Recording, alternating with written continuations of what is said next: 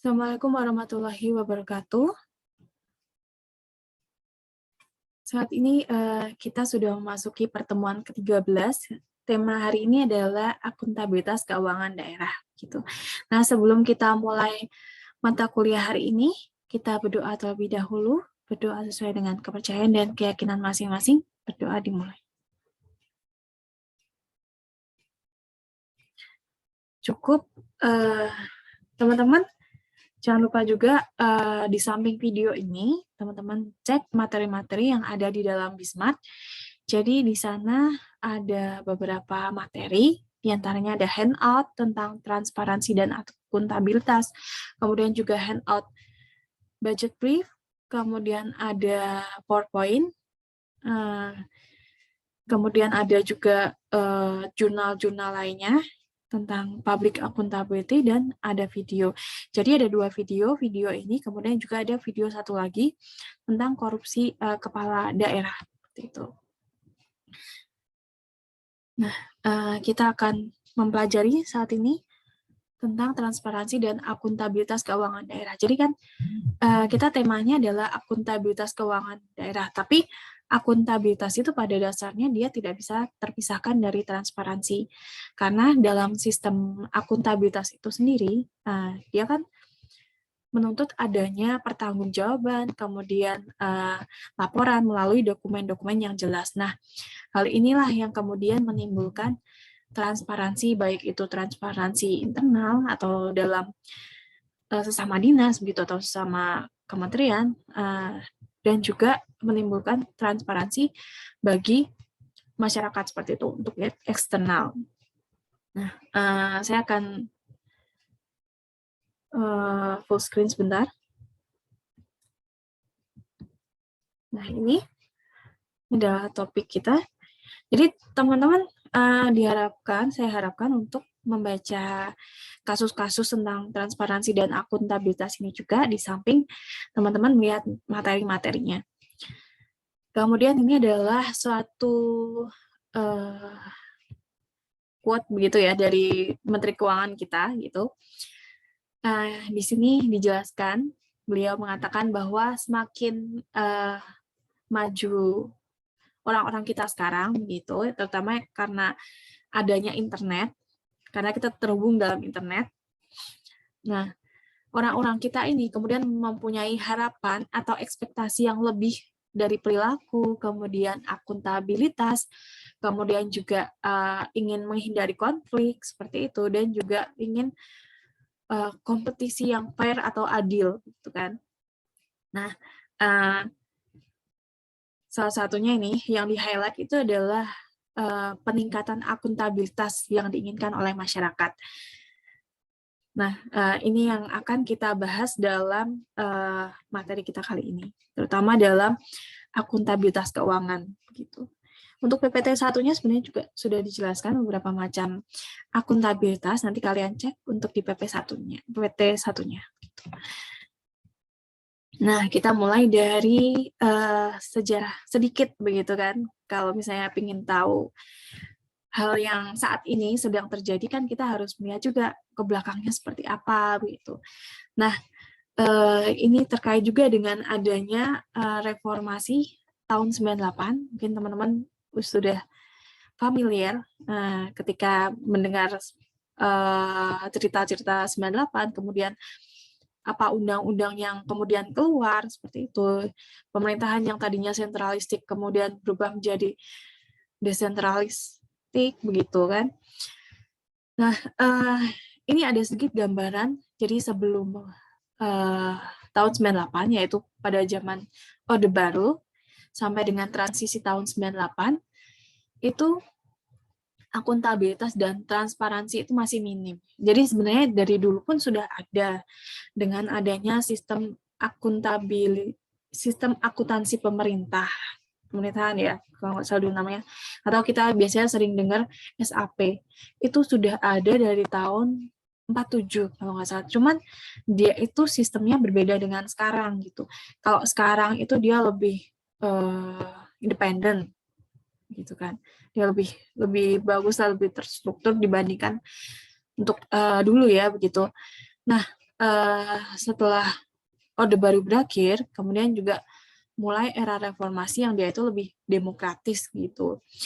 Jadi lebih melihat atau mendengarkan aspirasi dari masyarakat, kemudian berbagai pihak gitu kan. Terus juga ini juga termasuk mendorong adanya akuntabilitas dan transparansi, terutama akuntabilitas dan transparansi di tingkat daerah. Karena kan yang tadinya dari pusat itu kemudian dilimpahkan ke daerah gitu. Nah, salah satu regulasi atau peraturan perundang-undangan yang mendorong adanya akuntabilitas dan transparansi ini adalah waktu dulu itu Undang-Undang Nomor 32 Tahun 2014. Ini juga sudah berubah beberapa kali, kalau nggak salah saat ini itu Undang-Undang Nomor 23 Tahun 2014. Ini yang menjadi pedoman juga untuk daerah-daerah seperti itu. Ini terkait dengan penyelenggaraan pemerintah. Kemudian lanjut, nah kalau tadi kan tentang penyelenggaraan pemerintah secara umum begitu. Kalau ini juga ada yang dia itu lebih khusus tentang keuangan negara, begitu, yang diatur dalam Undang-Undang 17 tahun 2003. Itu berlaku sampai sekarang. Kemudian juga teman-teman bisa lihat nih, standar akuntansi pemerintah itu ada di Peraturan Pemerintah Nomor 71 Tahun 2010 gitu. Nah, di dalam standar akuntansi pemerintah ini banyak sekali yang diatur sebenarnya, baik dari pendapatan dan belanja, kemudian yang dia itu harus diperiksa terlebih dahulu oleh BPK dan lain sebagainya. Itu juga ada di bagian penjelas, jadi tidak hanya di pasal-pasalnya, tetapi di bagian penjelas, kemudian lampirannya itu dijelaskan secara detail di sana.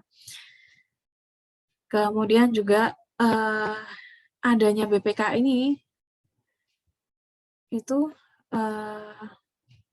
sudah ada sebenarnya kan dari dulu juga, tapi kemudian dikuatkan dengan adanya TAP MPR nomor 6 tahun 2002, itu BPK itu menjadi satu-satunya lembaga pemeriksa eksternal keuangan yang dia itu independen dan profesional seperti itu.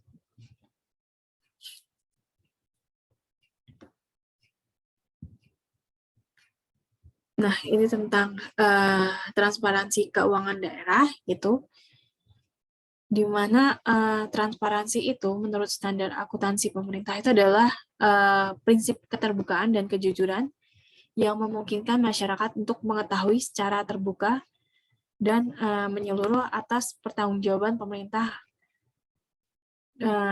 dalam pengelolaan sumber daya yang dipercayakan sesuai peraturan dalam bentuk penyusunan laporan keuangan daerah. Jadi ini lebih ke prinsipnya ya, prinsip transparansi. Nah, kemudian menurut KAS di tahun 2004 itu juga transparansi dinyatakan bahwa dia itu adalah proses demokrasi yang esensial. Setiap warga negara dapat melihat secara terbuka dan jelas atas aktivitas dari pemerintah mereka daripada membiarkan aktivitas tersebut dirahasiakan.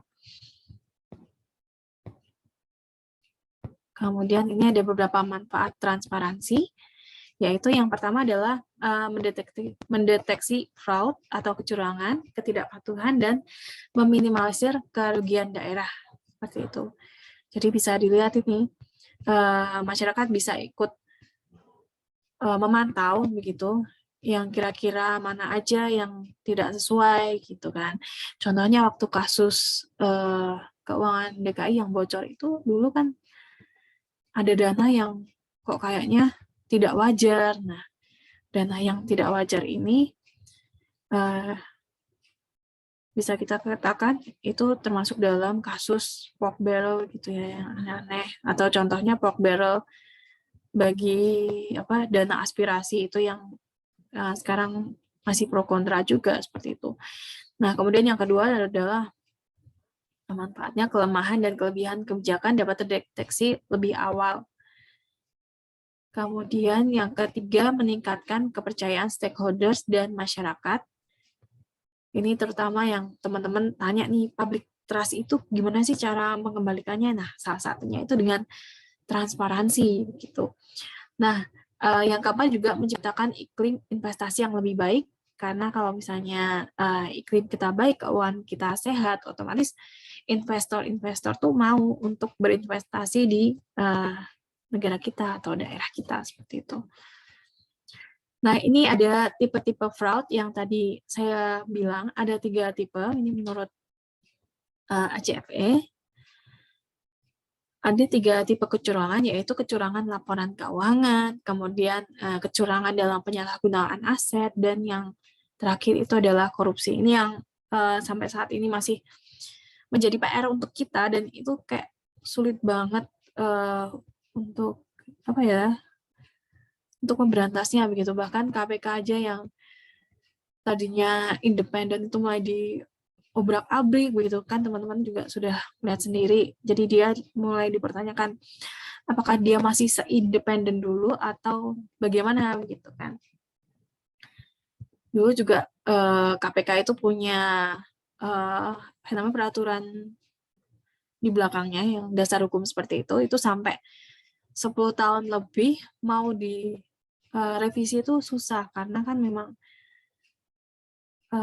KPK itu diharapkan benar-benar independen, benar-benar dia itu tuh terlepas dari kepentingan manapun gitu, agak susah. Tapi sekarang udah mulai bisa tercutil-cutil sedikit gitulah. Nah, ini juga teman-teman bisa cek-cek untuk kasus-kasusnya, ini banyak sekali kecurangan laporan keuangan, kemudian juga penyalahgunaan aset begitu.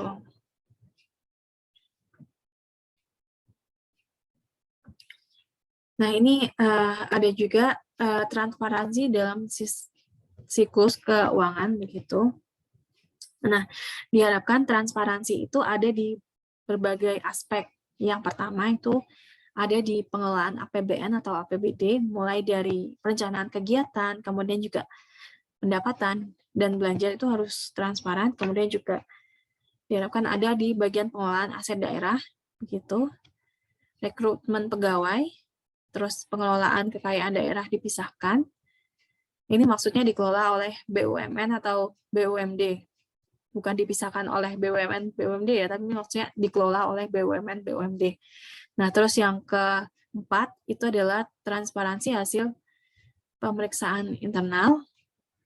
Itu baik kalau misalnya ada hasil laporan dari Inspektorat Daerah atau Inspektorat Kemendagri atau Badan Pengawas Keuangan dan Pembangunan. Terus juga ada transparansi hasil penindakan. Misalnya penindakan kepolisian, kejaksaan, atau KPK. Nah, ini ada beberapa indikator transparansi. Jadi, teman-teman tahu kalau misalnya daerah itu atau instansi itu transparan itu dari mana? Itu bisa teman-teman lihat dari adanya kerangka kerja hukum. Nah, kerangka kerja hukum ini diantaranya adalah adanya peraturan perundang-undangan, kemudian adanya kerangka kerja hukum, dan basis legal untuk pajak, kemudian basis legal untuk pertanggungjawaban, dan kekuasaan memungut pajak dari pemerintah daerah, kemudian juga adanya pembagian peran dan tanggung jawab yang jelas dari masing-masing tingkatan pemerintah. Itu misalnya yang tadi ada di Undang-Undang tentang Pemerintah Daerah, kalau yang sekarang kan 23 tahun 2014 begitu, itu ada perannya masing-masing di sana, bisa dicek. Terus juga misalnya di Undang-Undang tentang Keuangan Negara begitu, nomor 17 tahun 2003, itu ada di sana. Berarti udah mulai transparan. Kemudian juga adanya akses masyarakat terhadap transparansi anggaran gitu. Nah, ini akses masyarakat itu diantaranya adalah adanya keterbukaan dalam rangka kerja anggaran, kemudian diumumkannya setiap kebijakan anggaran, dipublikasikannya hasil laporan anggaran, adanya dokumentasi anggaran yang baik yang mengandung beberapa indikasi fiskal, kemudian terbukanya informasi tentang pembelanjaan faktual. Nah, ini itu juga sudah mulai diberikan ya teman-teman, sudah mulai diberikan akses kepada masyarakat. Itu entah dari website, kemudian entah dari laporan-laporan seperti itu, maksudnya secara cetak gitu kan. Terus teman-teman juga mungkin bisa lihat dari pemerintah desa. Jadi pemerintah yang paling kecil itu biasanya kalau penggunaan anggaran itu di setiap desa, kalau di Kota Jogja ya, Kota Sleman lah, Kabupaten Sleman, maaf, Kota Sleman. Itu teman-teman bisa lihat ada baliho besar sekali, itu isinya pengelolaan keuangan atau penggunaan itu biasanya ada gitu. Nggak tahu kalau misalnya daerah lainnya apakah juga membuat baliho seperti itu, tidak. Nah, itu salah satu upaya dalam transparansi anggaran. Terus kita balik lagi ke sini. Nah, indikator lainnya adalah adanya pemeriksaan yang dilakukan oleh lembaga pemeriksa yang independen dan efektif, serta didukung oleh lembaga statistik yang memiliki data akurat dan berkualitas. Contohnya kalau lembaga statistik kita kan BPS seperti itu ya. Kemudian juga pemeriksaan itu, lembaga pemeriksaan kita punya BPK yang tadi dikatakan lembaga satu-satunya begitu yang dia independen. Kemudian juga ada sistem peringatan dini atau early warning system dalam kasus buruknya eksekusi atau keputusan anggaran. Ini biasanya kalau misalnya mau melakukan membuat anggaran begitu, ini tuh ada konsultasi khusus dulu. Jadi udah tahu ini baik atau buruk. Jadi seperti pendampingan seperti itu. Ada juga keterlibatan masyarakat dalam pembuatan keputusan anggaran, yaitu adanya kesempatan bagi masyarakat sipil untuk berpartisipasi dalam proses penganggaran. Ini biasanya ada di musrembang. Kalau di tingkat desa itu yang paling kecil biasanya dia ada musrembang kecil yang mulai dari RT kemudian naik gitu kan ke Duko dan lain sebagainya gitu. Itu yang kemudian terkait dengan program kerja. Tapi di samping program kerja juga nanti ditunjuk nih prioritas yang mana dulu yang mau dilakukan, dan di dalamnya juga menempel anggaran-anggaran juga begitu. Oh ya, untuk pemeriksaan ini teman-teman juga sebenarnya juga udah familiar pemeriksaan laporan keuangan itu yang oleh BPK, yang teman-teman sering dengar istilah apakah dia WTP, kemudian juga apakah tidak begitu.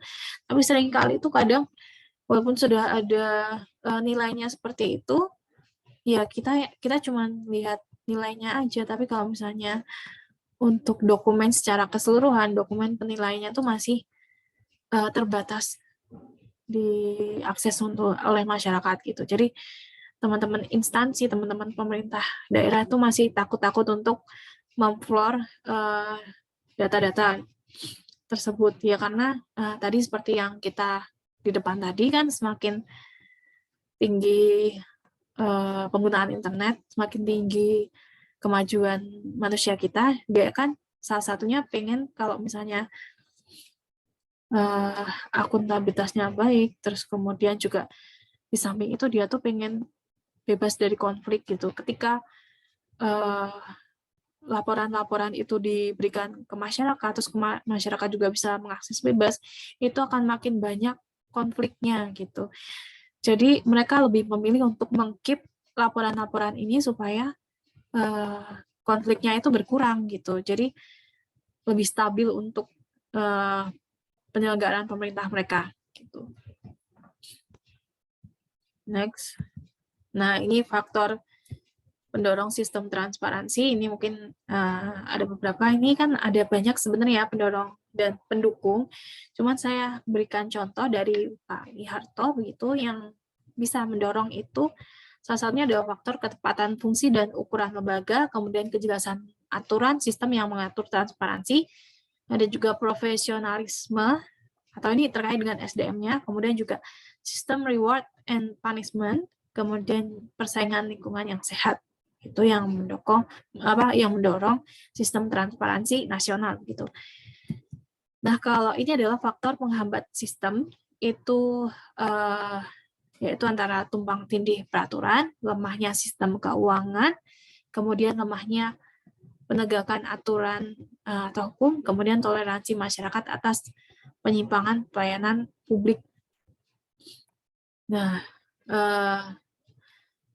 toleransi inilah yang kemudian misalnya nggak apa-apa, nggak usah transparan banget, itu udah biasa gitu. Terus kayak pemakluman seperti itu. Kalau yang tumpang tindih peraturan memang sudah dari dulu ya teman-teman, dan itu pun sampai sekarang susah untuk mengurai satu-satu gitu. Ini biasa juga misalnya tumpang tindih antara undang-undang satu dengan undang-undang lainnya, atau tumpang tindih antara undang-undang kemudian juga peraturan di bawahnya seperti itu, atau hierarki. Kalau misalnya peraturan di bawahnya sebenarnya enggak sih, tapi kadang yang bawah itu dia itu tidak sesuai dengan atasnya gitu kan. Nah, yang biasanya kalau misalnya tumpang tindih seperti ini lebih gampang untuk diubah, karena kalau misalnya yang bawah itu kan sesuai dengan sistem hierarki, dia tuh harus menyesuaikan atasnya. Nah, ketika dia tidak sesuai, itu dia harus mengubah. Tapi kalau misalnya tumpang tindihnya dengan sesama tingkatannya, misalnya undang-undang dengan undang-undang, itu akan lebih susah gitu. Nah, ini kita masuk ke akuntabilitas, ke materi akuntabilitas ini. Jadi akuntabilitas itu dalam pertanggungjawaban pengelolaan sumber daya serta pelaksanaan kebijakan yang dipercayakan kepada entitas pelaporan dalam mencapai tujuan yang telah ditetapkan secara periodik. Ini ada di standar akuntansi pemerintah. Kemudian juga setiap kegiatan dan hasil akhir kegiatan harus dapat dipertanggungjawabkan kepada rakyat. Kalau transparansi tadi prinsip ya, kalau ini lebih capaian yang diwujudkan dalam dokumen-dokumen seperti itu. Jadi lebih nyata. Nah, terus ini ciri-ciri pemerintah yang akuntabel. Itu ada 5 ciri-cirinya. Di antaranya adalah mampu menyajikan informasi penyelenggaraan pemerintah secara terbuka, cepat, tepat kepada masyarakat. Ya, meskipun sampai sekarang tidak 100% ke arah sini, tapi adalah upaya yang sudah bagus ke arah sini. Bisa kalian lihat juga, paling sederhana sih melihat dari webnya saja begitu. Kemudian juga mampu memberikan pelayanan yang memuaskan kepada masyarakat. Terus selanjutnya yang ketiga, mampu menjelaskan dan mempertanggungjawabkan setiap kebijakan secara proporsional. Terus mampu memberikan ruang kepada masyarakat untuk terlibat dalam proses pembangunan dan pemerintah. Yang kelima, adanya sarana bagi publik untuk menilai kinerja atau performance pemerintah. Nah, teman-teman, di PPT 1-nya juga sebenarnya sudah ada bagaimana sistem triple accountability ya, itu tentang akuntabilitas kepala daerah begitu. Dia harus melakukan semacam pelaporan kemana saja begitu. Di antaranya akuntabilitas ke atas begitu. Pemerintah juga kemudian dalam akuntabilitas ke atas ini pemerintah harus membuat semacam LPPD atau laporan penyelenggara pemerintah daerah, kemudian juga laporan ke samping gitu, yaitu pemerintah biasanya membuat LKPJ. Nah, LKPJ ini adalah laporan keterangan pertanggungjawaban yang biasanya itu diberikan ke DPRD seperti itu, jadi ke samping gitu kan. Nah, terus yang satu lagi adalah akuntabilitas keluar, itu di mana akuntabilitas ini itu diberikan kepada masyarakat itu dengan memberikan informasi itu baik secara dia media cetak atau media elektronik seperti itu. Yang contohnya kalau misalnya dari website itu media elektronik, atau bisa di apa namanya, koran seperti itu, atau baliho seperti tadi. Nah, itu ada beberapa contohnya. Kemudian ini adalah indikator akuntabilitas. Ini ada beberapa dari aspek politis, finansial, kepuasan masyarakat, konsistensi kantor, kepuasan para aparatur, dan pelayanan umum. Ini juga ada faktor pendorong akuntabilitas. Ini balik lagi ya, maksudnya ada beberapa faktor pendorong yang lainnya, tapi saya ambil dari Warsito. Ini yang pendorong itu adalah pola kepemimpinan salah satunya. Yang kedua adalah pemberian otonomi kepada daerah, kebebasan pers, kemudian juga peran stakeholder. Nah, ini faktor penghambatnya. Itu diantaranya adalah ada nilai-nilai moral masyarakat setempat, kemudian juga faktor kultural yang dimiliki, faktor penegakan hukum, dan faktor teknologi. Gitu. Kalau misalnya di tahun 2003 kan memang faktor teknologi masih menjadi yang penghambat seperti itu karena tidak banyak yang paham gitu. Tapi saya rasa kalau untuk pandemi ini kan hampir semuanya itu dituntut untuk paham teknologi, menggunakan teknologi begitu. Saya rasa juga sudah ada pergeseran, faktor teknologi bukan lagi yang paling menghambat begitu. Dia bisa bergeser juga ke arah yang bisa mendorong begitu. Nah, ini syarat sistem akuntabilitas yang baik itu ada beberapa, yaitu adalah adanya tujuan dan sasaran yang jelas, kemudian juga pengukuran tujuan yang jelas, serta indikatornya juga harus jelas, kemudian pengakomodasian sistem insentif, laporan yang dapat diakses masyarakat, dan pengembangan kebijakan dan manajemen program yang baik ya gitu. Ini adalah 5 hal. Nah, kita lanjut ke pembahasan terkait dengan sakit dan lakip gitu kan. Nah, kalau teman-teman pengen lihat tentang akuntabilitas juga teman-teman salah satunya bisa mengakses nih sakip dan lakip. Nah, ini tuh ada sejak adanya Inpres nomor 7 tahun 1999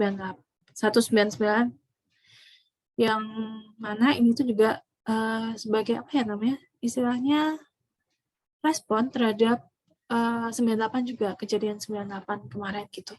Nah, ini Inpres ini adalah tentang akuntabilitas instansi pemerintah yang kemudian menjadi cikal bakal lahirnya sakip dan lakip. Kalau sakip kan sistem akuntabilitas kinerja instansi pemerintah gitu. Ini juga bisa teman-teman pause sebentar mungkin untuk membaca sedikit. Kemudian ada juga lakip, yaitu laporan akuntabilitas kinerja instansi pemerintah. Nah, ini juga bisa di pause sedikit supaya teman-teman bisa membaca. Jadi kalau lakip ini siklusnya tuh 1 tahunan begitu. Mungkin saya skip. Nah, ini ada beberapa siklus proses dalam sakip. Itu mulai dari perencanaan kinerja, kemudian perjanjian kinerja, pengukuran kinerja, pelaporan kinerja, dan evaluasi kinerja. Nah, ini juga ada dalam beberapa dasar hukum, dalam Perpres nomor 29 tahun 2014 tentang sakip. Teman-teman kalau misalnya mau mendalami tentang sistem akuntabilitas instansi pemerintah ini, teman-teman bisa baca Perpres ini, kemudian juga bisa juga dilihat dari Permen PAN RB. Ini ada 2 yang bisa teman-teman lihat. Nah, Permen PAN RB ini juga salah satunya dia itu menilai seberapa akuntabel gitu untuk daerah-daerah atau provinsi gitu. Yang kemudian bisa teman-teman lihat laporannya gitu. Saya akan memberikan contoh untuk laporan terbaru. Sudah masuk belum? Nah, ini. Jadi Permen PAN RB itu sebenarnya juga dia itu melakukan penilaian gitu dalam AKIP begitu. Ini ada beberapa kategori nilainya. Jadi ada predikat AA, kemudian A, B, C, D begitu.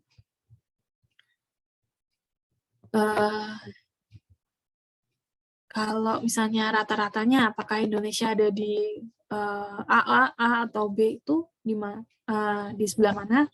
Nanti akan kita lihat itu. Nah, ini komponen penilaian akuntabilitas. Jadi yang dinilai oleh si Menpan RB. Jadi ada 5 ya tadi yang sudah saya bilang tadi di awal juga, mulai dari perencanaan kinerja bobotnya 30% untuk penilaian, kemudian pengukuran kinerja 25%, pelaporan kinerja 15%, evaluasi internal 10%, pencapaian sasaran kinerja 20%. Ini mungkin teman-teman bisa screenshot atau baca sebentar atau di pause gitu. Nah, lanjut. Ini adalah nilai akuntabilitas kinerja rata-rata nasional gitu. Ini yang ada dalam hasil penilaian dari Menpan gitu kan. Untuk targetnya itu dia itu 75 gitu kan. Tetapi realisasinya 65,95 gitu. Kemudian ini yang menunjukkan bahwa capaiannya itu masih belum 100%, tapi hanya 87,93%. Sementara untuk di kementerian, provinsi, kabupaten, atau kota, itu ternyata yang lain-lain itu juga belum mencapai akuntabilitas yang diharapkan, target akuntabilitas yang diharapkan. Paling tinggi sebenarnya ada di tingkat provinsi gitu. Kemudian juga di kementerian lembaga yang kedua, tapi yang kabupaten kota ini dia masih belum mencapai target gitu. Kalau dilihat itu ya, kan rata-rata akuntabilitas nasional kan 65,95. Nah, kita bisa lihat di sini 65,95 ini masih nilainya itu baik, sementara yang mau dicapai itu ya dia yang sangat baik gitu kan, 75 ini. Tapi sayangnya kita secara nasional masih nilainya itu baik. Jadi ya bukan yang buruk, tapi ya bukan yang baik juga, sangat baik juga begitu. Nah, ini adalah tren rata-rata nilai akuntabilitas kinerja gitu. Sebenarnya kan nilai kita sekarang sudah baik, tapi dilihat dari yang lain-lainnya nih. Nah, ini secara nasional gitu. Tadinya bahkan nilainya tuh 57, sekedar 57,50. Kita cek di mana dia. 57,50 di sini nih cukup baik. Jadi kita sudah bergeser nih dari yang cukup baik, cukup baik, sekarang sudah yang baik gitu. Jadi meskipun belum mencapai target, tapi dia sudah ada kemajuan terkait dengan nilai akuntabilitasnya makin baik. Kemudian ini juga untuk di Kementerian Lembaga, karena memang dia sudah tinggi ya, jadi sudah agak mentok sedikit. Kalau provinsi juga sudah agak mentok. Tapi kalau misalnya kabupaten kota kita lihat masih memang meningkat terus gitu.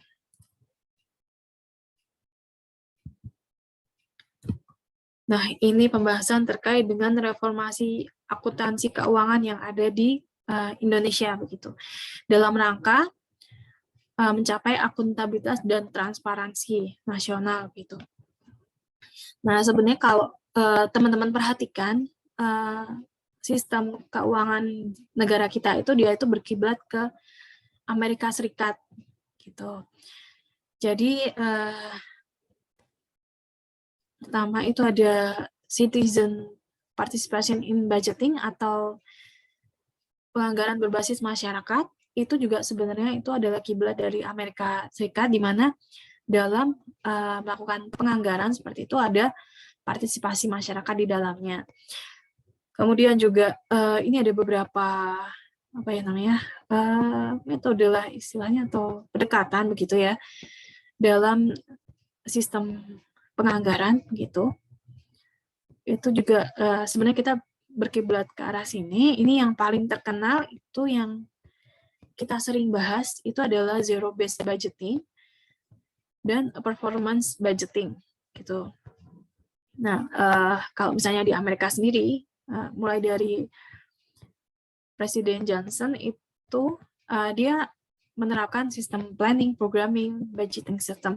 Nah, ini sebenarnya tuh tadinya sudah ada sistem seperti ini, tapi semenjak adanya apa ya perubahan paradigma di mana akuntansi itu diubah menjadi suatu cabang ilmu tertentu, maka pemikiran-pemikiran seperti ini kemudian lebih ditekankan begitu, lebih berkembang.